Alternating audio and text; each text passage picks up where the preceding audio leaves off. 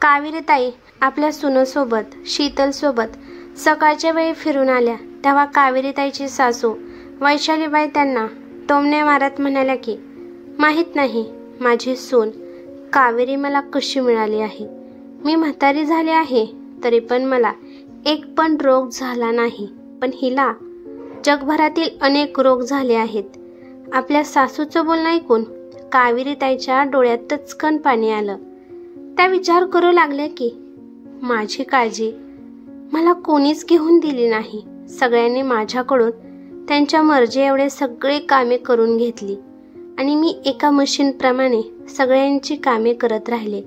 जर मी माझ्याकडे लक्ष दिलं नाही तर मग मी आजारी पडणारच ना. माझं शरीर कमजोर होणारच आहे. तरी पण कावेरीताई आपल्या सासूबाईला वैशालीबाईला काही सुद्धा म्हणाल्या नाही. त्या शांत मनाने त्यांच्या खोलीमध्ये जाऊन बसल्या. जेव्हापासून कावेरीताईची सून शीतल घरात आली होती तेव्हापासून शीतल कावेरीताईची खूप काळजी घेत होती. त्यामुळे हळूहळू आता त्यांची तब्येत व्यवस्थित होऊ लागली होती. नाहीतर त्यांना साखर, बीपी, कॅल्शियम कमी, रक्त कमी अशा अनेक समस्यामुळे कावेरीताई डिप्रेशनमध्ये गेल्या होत्या. थोड्या वेळाने नाश्ता करून सकाळच्या गोळ्या घेऊन कावेरीताई आराम करत होत्या तेव्हा त्यांच्या मोबाईलवर त्यांच्या नणंदबाईचा फोन आला. नणंदबाई कावेरीताईला म्हणाल्या की वहिनी उद्या होळी आहे, त्यामुळे त्यासाठी काय काय लागतं याची लिस्ट मला द्या, त्यानुसार मी सगळं सामान मागवून घेते. नणंदचं बोलणं ऐकून कावेरीताई 2 मिनिट शांत बसल्या आणि विचार करू लागल्या की माझी तब्येत खराब आहे तरी पण नणंदबाईला सगळं काम माझ्याकडूनच बनवून घ्यायचं आहे. कावेरीताई नम्रपणाने म्हणाल्या माफ करा ताई, परंतु या होळीला मी तुमच्या घरी येऊ शकत नाही कारण माझी तब्येत खराब आहे. यावेळेस मी इथेच होळी साजरा करणार आहे आणि असं पण मला जास्त काही खायचं नाही आणि बनवायचं पण नाही. आणि असं म्हणून कावेरीताईने फोन ठेवून दिला. कावेरीताईचं बोलणं ऐकून नणंदबाईला खूप राग आला. कावेरीताईच्या डोळ्यात पाणी आले. जेव्हा पण कोणता पण सण असला तरी त्यांना डबल काम करावे लागत होते. एकतर त्यांना सासरचं सगळं काम करावे लागत होते आणि त्यानंतर जाऊन नणंदच्या घरचं जाऊन काम करावं लागत होतं. नणंदच्या घरचं काम करून करून कावेरीताईची कंबर खूप दुखत असायची. भरपूर काम असल्यामुळे त्यांना खाण्यापिण्याचं सुद्धा लक्षात राहत नव्हतं. कोणता पण सण उत्साह असला तरी कावेरीताईला त्यांचा आनंद घेता येत नव्हता कारण त्या नेहमी किचनमध्येच अडकून राहत असायच्या. पण यावेळेस कावेरीताईने नणंदबाईच्या घरी जाण्यास टाळले होते. होळीच्या आदल्या दिवशी कावेरीताईची नणंद मंदा कावेरीताईच्या घरी आली आणि वैशालीबाईला म्हणाली की आई, मी वहिनीला फोन करून घरी काम करण्यासाठी बोलावलं होतं, पण वहिनीने स्पष्ट नकार मला दिला आहे. मला वाटत आहे की वहिनी सासू बनली आहे म्हणून जास्तच हवेत उडत आहे. वैशालीबाई हे सगळं ऐकून रागाला गेल्या आणि म्हणाल्या की काय म्हणालीस? तुला कावेरी अशी म्हणाली? थांब 1 मिनिट, मी तिला बोलावते. कावेरीताईला आवाज देऊन वैशालीबाईने त्यांच्याजवळ त्यांना बोलावलं. कावेरीताई वैशालीबाईच्या आणि मंदाच्या समोर येऊन उभ्या राहिल्या. तर वैशालीबाई म्हणाल्या की हे काय सुनबाई, तू तुझ्या नणंदच्या घरी होळीला जाण्यासाठी नकार का दिला आहेस? कावेरीताई खाली मान घालून हळू आवाजात म्हणाल्या की सासूबाई, आता मला जास्त काम होत नाही आणि असं पण तुम्हाला माहीत आहे की माझा बीपी पण वाढला आहे, त्यामुळे माझी तब्येत व्यवस्थित नाही. त्यामुळे मी नणंदबाईच्या घरी जाऊन स्वयंपाक बनवू शकत नाही. आता माझी सून आली आहे त्यामुळे आता मला काम सांगणं हे व्यवस्थित वाटत नाही. कावेरीताईची नणंद मंदा थोड्या वेळ विचार करून म्हणाली की ठीक आहे, मग तुम्ही तुमच्या सुनेलाच पाठवा. जर एवढ्या वर्ष तुम्ही सगळं काही बनवत आला आहात त्यामुळे मला एवढेच सगळं काही बनवता येत नाही. आमच्या घरी होळीला भरपूर पाहुणे येतात त्यामुळे एवढे सगळे पदार्थ मला एकटीला बनवता येणार नाहीत. त्यासाठी वहिनी तुम्ही तुमच्या नवीन सुनेला माझ्या घरी पाठवा आणि ही परंपरा तुटली नाही पाहिजे. तोपर्यंत आतमध्ये चहा करत असलेली शीतल हे सगळं बोलणं ऐकत होती. चहा झाल्यावर ती चहा घेऊन आली. शीतल मंदाला म्हणाली की आत्याबाई, असे पण माझी पण तब्येत आजकाल ठीक नसते. गेल्या वेळेसच मला टायफॉइड झाला होता, त्यामुळे त्याचा असर माझ्यावर अजून आहे.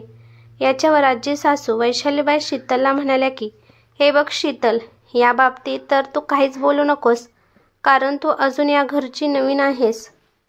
जास्त बोलण्याचा अजून तुला कोणी अधिकार दिला नाही.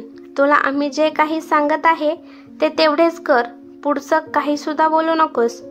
तुला माहित आहे का, तुझी सासू कावेरी आजारी असून पण या घरचं सगळं काम करून तुझ्या नणंदच्या घरी जाऊन पण सगळं काम करत होती. आता तुझी तर कोणतीच नणंद नाही, त्यामुळे तुला माझ्या मुलीच्या घरी जाऊन तिला कामात मदत तू केलीच पाहिजे. अगं शीतल, ही तुझी आत्या सासू आहे आणि हिला नकार देणे म्हणजे तिचा तू एक प्रकारचा अपमानच करत आहेस. आणि असं पण तू जास्त आजारी नाहीस, तू आता व्यवस्थित आहेस. जरी तू आजारी असती तरी पण तुला हे सगळे काम करावेच लागेल. त्यानंतर वैशालीबाई कावेरीताईकडे पाहत म्हणाल्या की कावेरी, तू पण तुझ्या सुनेसोबत जा आणि तिला काय कसं बनवायचं हे पण सांग, कारण ही तिथे पहिल्या वेळेसच पदार्थ बनवायला जाणार आहे, त्यामुळे काही गडबड झाली नाही पाहिजे. कावेरीताई म्हणाल्या की माझी तब्येत खरंच खराब आहे, मी जाऊ शकणार नाही. वैशालीबाई रागात म्हणाल्या की कावेरी, तुला काय झालं आहे? चांगली हिंडत फिरत आहेस, खात पित आहेस आणि काम करायच्या वेळेस नाटकी करत आहेस. बाकीचं मला काही सांगू नकोस. तू तुझ्या नणंदच्या घरी जाऊन तिची मदत करायची म्हणजे करायचीच आहे आणि हा माझा शेवटचा निर्णय आहे. कावेरीताईच्या डोळ्यात पाणी आले आणि म्हणाल्या की सासूबाई, तुम्हाला माझं दुखणं आणि माझा त्रास का दिसत नाही? आता या वयात मला माझ्याकडे पण लक्ष दिले पाहिजे. मला आता जेवण बनवण्याची आणि खाण्याची सुद्धा इच्छा नाही. बोलता बोलता कावेरीताईंचा कंठ दाटला तेव्हा कावेरीताईची सून शीतल म्हणाली की मी आणि कावेरी आई या घराच्या सुना आहेत, तुमच्या मोलकरणी नाही आहोत. या घरचं पण काम करून आत्याबाईच्या पण घरी जाऊन काम करू. मला मोलकरणीसारखं आयुष्य जगायचं नाही. शीतलचं बोलणं ऐकून तर वैशालीबाईच्या रागाचा पारा तर खूपच वाढला होता.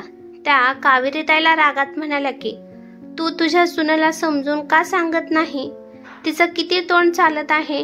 जेव्हा तुझं लग्न झालं होतं तेव्हा तू अशी बोलत होतीस का?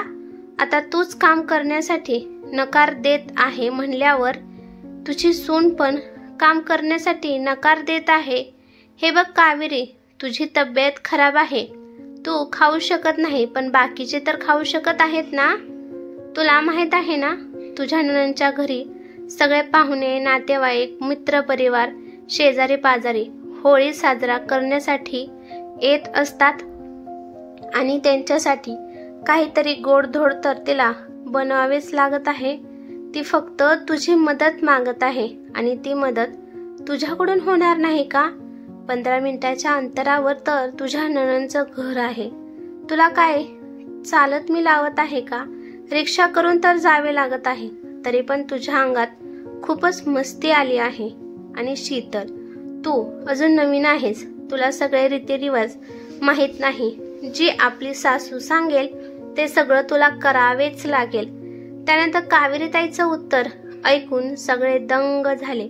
कावेरीताई म्हणाल्या की सासूबाई, तुम्ही म्हणता ना की सासूचं सगळं बोलणं ऐकायचं, तर ठीक आहे. मी माझ्या सुनेला म्हणत आहे की तू कुठे सुद्धा कुणाचे पण काम करायला जायचे नाही.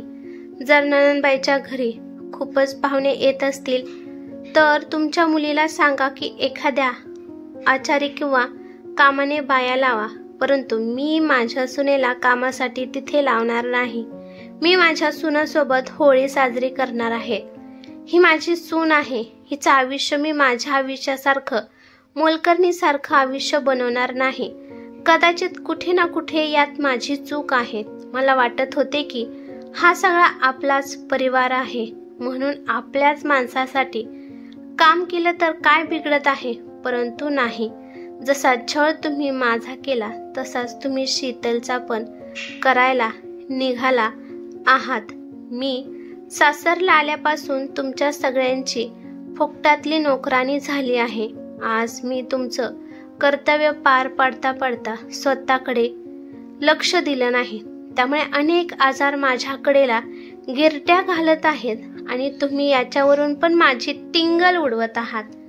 तुमची काळजी घेता घेता मी माझ्या शरीराचं हाल केले, त्यामुळेच माझे कॅल्शियम, रक्त, माझं मानसिक सुख, शारीरिक सुख सगळं काही हिरावून गेलं आहे. किती पण कंटाळा आला तरी मी कधीच माझं सुख पाहिलं नाही. नेहमी तुमच्या आनंदाचा विचार केला. कधीच मला माझा असा मोकळा टाइम कधी मिळालाच नाही. तरी पण माझ्या आजारपणामुळे तुम्हा सगळ्यांना एक चर्चेचा विषय मिळाला आहे. जशी माझी हालत झाली आहे तशी मी माझ्या सुनेची होऊन देणार नाही. शीतल या घरात व्यतिरिक्त दुसरीकडे जाऊन कधीच काम करणार नाही. त्यानंतर कावेरीताई त्यांच्या सुनाकडे पाहत म्हणाल्या की काळजी करू नको शीतल, जे मी झेललं आहे ते मी तुला झेलून देणार नाही. मी तुला मोलकरणीसारखं आयुष्य देणार नाही. तू या घरात पूर्ण सन्मानाने राहणार आहेस. तू तुझ्या परीने सगळे कर्तव्य पार पाड आणि हो, कधीच तू तुझ्या शरीराकडे दुर्लक्ष करू नकोस. जर तू आतापासूनच स्वस्थ राहिली तर पुढे पण तू तुझ्या नवऱ्याची, मुलांची चांगल्या प्रकारे काळजी घेऊ शकतेस. आपल्या सासूचं आपल्याबद्दल असणारं प्रेम पाहून शीतलचं मन गर्वाने फुगले. तिने पटकन जाऊन आपल्या सासूबाईचा आशीर्वाद घेतला आणि ती सासूचा हात हातात घेत म्हणाली की आई, ज्या घरात तुमच्यासारखी सासू असेल, जे आपल्या सुनाचा अधिकार काय आहे ते दाखवून देईल, ती सून कधीच मोलकरणीसारखं आयुष्य जगू शकत नाही. शीतल कावेरीताईला म्हणाली की आई, जाऊन तयार व्हा, आपल्याला होळीच्या शॉपिंगसाठी जायचे आहे. त्या दोघींचं प्रेम आणि आपलेपणा पाहून मंदा आणि वैशालीबाई एकमेकांच्या तोंडाकडे पाहू लागल्या. थोड्या वेळानंतर मस्त तयार होऊन दोघी पण हातात हात घेऊन शॉपिंगसाठी बाहेर निघून गेल्या. मंदा आणि वैशालीबाई त्या दोघींना असे बाहेर शॉपिंगला जाताना पाहून त्यांना आश्चर्य वाटत होते. त्यांना समजलं होतं की आता त्यांची डाळ इथे शिजणार नाही. आता मंदाला टेन्शन आलं होतं की सगळं काम तिलाच करावे लागणार आहे आणि कामाला आचारी लावून त्याला भरपूर पैसे द्यावे लागतील. जाऊ द्या, उशीर जरी झाला असला तरी कावेरीताईने आपल्या सुनेच्या कल्याणासाठी आवाज तर उठवला होता, ज्यामुळे जे त्यांनी सहन केलं आहे ते त्यांच्या सुनेला सहन करावे लागले नाही. वैशालीबाई मंदाला म्हणाल्या की हे बघ मंदा, जास्त टेन्शन घेऊ नको. या दोघी आता खूप नखरे करत आहेत.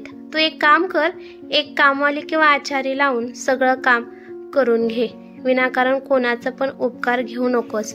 जर त्यांना यायचं नसेल तर जबरदस्ती करू नकोस. आता यावर मंदा तरी काय बोलणार होती, कारण तिला सगळं काही आता कळाले होते.